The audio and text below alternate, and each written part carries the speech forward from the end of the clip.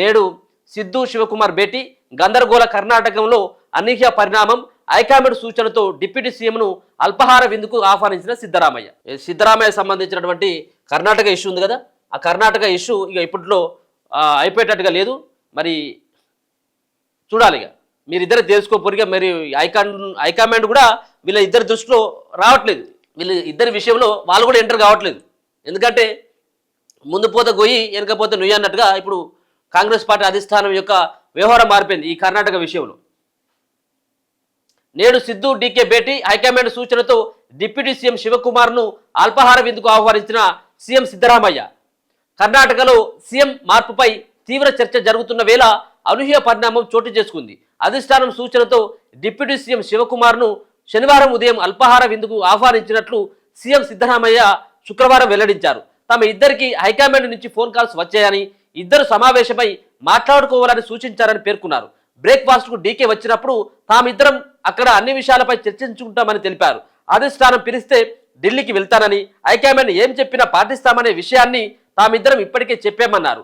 అయితే శుక్రవారం ఓ ప్రభుత్వ కార్యక్రమంలో పాల్గొన్న డీకే శివకుమార్ సిద్ధరామయ్య నేతృత్వంలోని కాంగ్రెస్ ప్రభుత్వాన్ని ఆశీర్వదించాలని, మద్దతివ్వాలని ప్రజలను కోరడం గమనార్హం. అంతకుముందు డీకే బెంగళూరులో మీడియాతో మాట్లాడుతూ తాను దేనికి ఆతృత చూపనని, అన్ని పార్టీ అధిష్టానమే నిర్ణయిస్తుందని వ్యాఖ్యానించారు.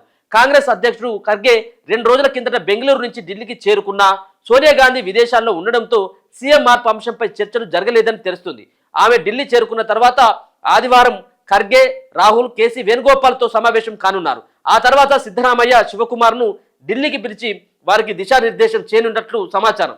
కాగా సిద్ధరామయ్యను పదవి నుంచి తొలగిస్తే కాంగ్రెస్కు మద్దతు ఇచ్చేది లేదని కురుబా సామాజిక వర్గం ప్రకటించింది. కథం అయిపోయింది.